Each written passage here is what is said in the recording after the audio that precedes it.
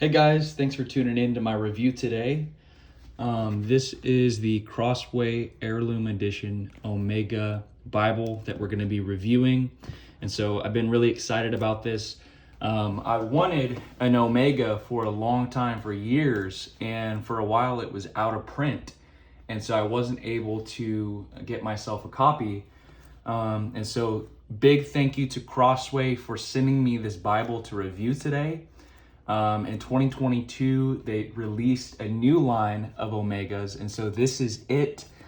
For a limited time, they were printing and binding these in China, and so I actually had a Crossway Omega that was made in China, and the Bible was terrible. Like it just, the Bible wouldn't even open. It was like this. It's just holding like kind of like this. The Bible wouldn't even open, and the quality of the cover was less than ideal. So to have a Netherlands bound Omega in my hand feels nice, and so I wanted to do a review for you guys, for those out there that are thinking about buying this Bible, that are interested in the form factor of the large font but also the sleek thin line design.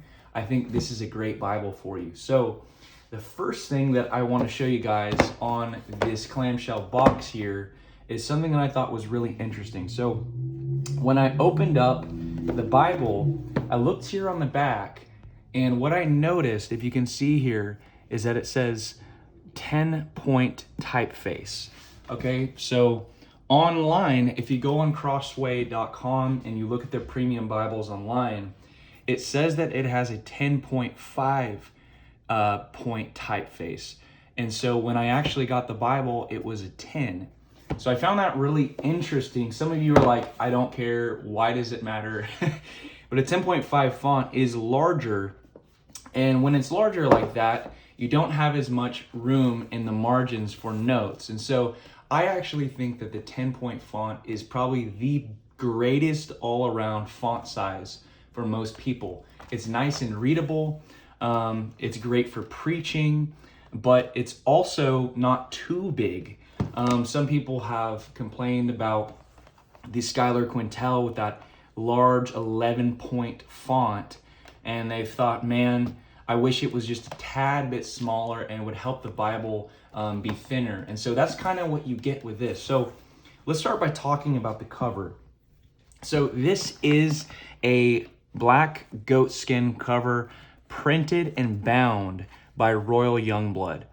And so the first thing that I noticed when I held this cover was, man, this is high quality leather. You can see the grain of this leather is very smooth. It feels nice and sleek and almost has a wet feel to it. It's not dry. It's very, very high quality. As you look here, we've got Holy Bible, ESV, English Standard Version, and Crossway in gold. It looks very nice there.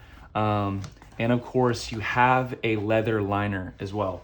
And so this is really great because in a lot of other premium Bibles, like Cambridge Bibles, you actually don't have a real leather liner. You're going to have a synthetic plastic liner. I don't understand why Cambridge does that. I had a Cambridge Diadem. I love that Bible, but it's not going to last you as long, and it looks kind of crappy with a plastic liner inside for such a high dollar Bible. So that's one thing you'll notice. You've got that gold line around the edge of the Bible that looks so nice. And so as we open this Bible up, one of the first things I noticed that I didn't love about this Bible was that it was not wanting to open up flat. And so I really trained this Bible to open up flat on Genesis. But as you can see, this tab right here in the middle does not want to lay flat. You got that arch right there, and it's kind of difficult, guys, if I'm gonna be honest with you. One thing that's really great about some premium Bibles is the fact that they lay flat out of the box, and you're not worried about it closing on you. But when I first got this Bible, I mean, I opened it up to, you know, Deuteronomy or somewhere in Kings, and it was going like that. It did not want to open straight. So it took some time. It kind of reminds me of my Heirloom edition wide margin that I had a couple years ago, and that had a really stiff hinge to it. And the thing was kind of looking like that. It did not want to open straight, and that was kind of an annoyance. So some of you guys might not care much at all about that. But for me, I love a Bible laying flat. And I think if you're paying such a high price for a Bible, you should have a Bible that will at least lay flat. I mean, you can get a true tone Bible that's not even made of real leather, and it will lay flat right from the get-go. A lot of cheap ESV Bibles will lay flat. And so having this hinge right here is great for the added support, but if the thing won't stay open, I think it can be difficult. But let's go ahead and take a look here at the print. So I'm gonna try to zoom in just a little bit and make sure that this is clear for you guys. But this is the 10-point typeface. And so the 10-point typeface, like I said, is a really, really great readable font. This is a great Bible for devotionals. This is great for study, but it's also great for carry and preaching. It's a really good overall Bible, especially with this super readable font. We have the red under gold art gilding here, which is also very nice. But I will say that in the recent editions of the Heirloom Bibles, it's not quite as dark as it used to be. Like I said, I had a Heirloom wide margin that had it was a really orange color here that didn't fade after years of use. And this right here, right out of the get-go, it's nice, but I think having it a bit darker would be great because these things fade very, very easily. So that was one thing. And it's especially true of the Wilmington leather Bibles that Crossway produces as well. The Wilmington art gilding is just like a brown color. It's not even really a salmon, pinkish color anymore. It is just a light brown color that I don't think looks very nice. So you still have that red under gold art gilding that everyone loves and appreciates. Like I said, it has a 10-point typeface, super readable. I will say the ribbons here are not great. A lot of people hate these ribbons. What I actually did, guys, is I went up here to the top, and these ribbons are stacked, meaning there's one on top of the other. And I went with an X-Acto knife and I just cut the one at the bottom. And so all I have left are 2 ribbons, and it actually feels a lot better to just have 2 ribbons than 4 that are stacked on top of each other. With that being said, let's talk a little bit about the paper quality. So, one thing that people either love or hate about these premium Bibles from Crossway are the paper. The paper on this is a 28 GSM French milled paper. 28 GSM is basically a standard of weight measurement. So it is a very light paper, which means it's a thin paper. It feels very nice to the touch. It's very soft. But one thing about this Bible paper is that it is not very durable. So when I first got this Bible, I literally had 1 drop of water fall on a page, and it was somewhere around here. 1 drop of water fall on the page, and as you can see, it kind of just destroyed the top of that page. Whereas if you were to get a cheap Bible, this wouldn't happen. Which is funny, but that's kind of just the way that it is with these French milled 28 GSM paper. So if there was one thing that I will tell you about this Bible, although it is an heirloom Bible, this paper, I think, is not as durable as it could be.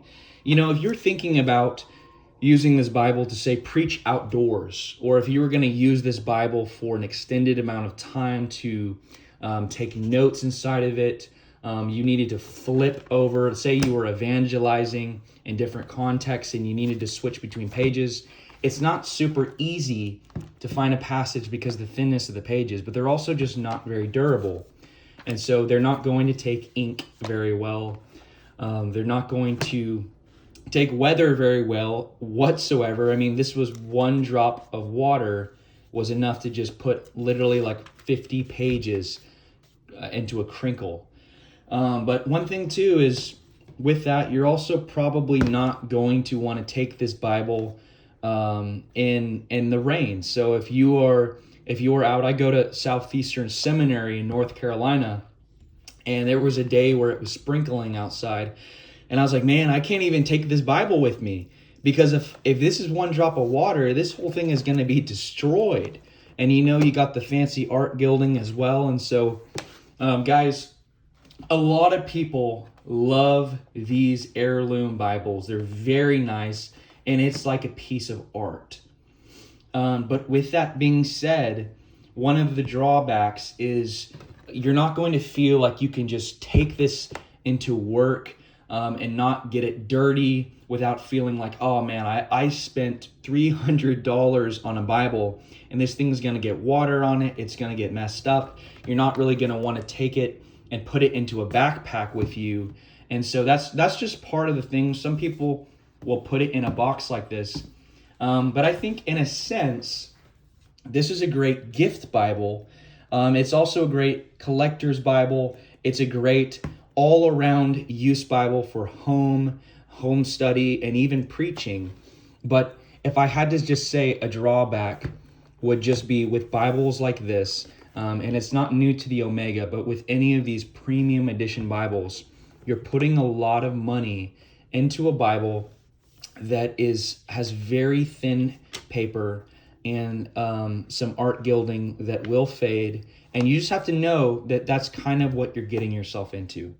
But before we go, I want to just do a comparison real quick of another Bible that I reviewed. And so this is the top grain leather Crossway large print Bible. So a lot of people found this Bible because they had a $35 deal on it.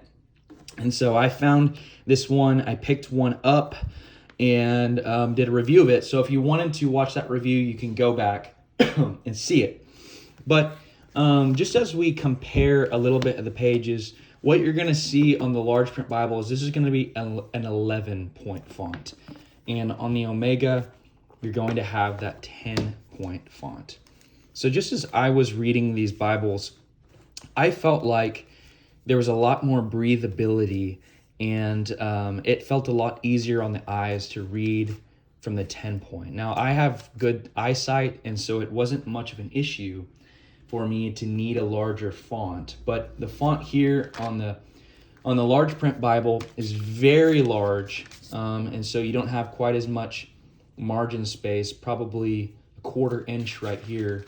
But the paper is also a little different. And so you might want this Bible because, as I said before, it's no big deal to carry it around, get a little bit of water. I mean, it looks like I got some water on the edge, and you can't even really tell. And that's the same thing with a lot of cheaper Bibles. But what you are not getting on the top grain Bible is a very, very high quality leather. And so this goat skin from the Netherlands, Royal Youngblood, is extremely luxurious and nice. I don't know what it is about this line of top grain, but the leather does not feel very high quality. It feels cheap to me, and I had a top grain leather wide margin, and the leather was completely different. And so I don't understand why the grain looks like this and feels so cheap on this version. I wish that Crossway would kind of do a reprint of these and get some nicer top grain, because the older ones were very nice. But this is kind of a similar Bible. So if you're on a budget and you can't afford the Omega, you might want to go with a Bible that's very similar. It's going to be around 6¼ inches by 9¼ Same thing on the Omega. And you're going to get that large typeface here, and that kind of Omega looking design for a very affordable price. And so if you can pick it up for $35, you may really, really enjoy this Bible. But it also, just with the time we have, this does have a tight hinge as well. And so it's a bit more difficult to use the Bible. So we're at 15 minutes. I hope you guys enjoyed this review. It was a bit longer, but we kind of went over a lot here. And so thank you guys for tuning in, and I hope you have a blessed day.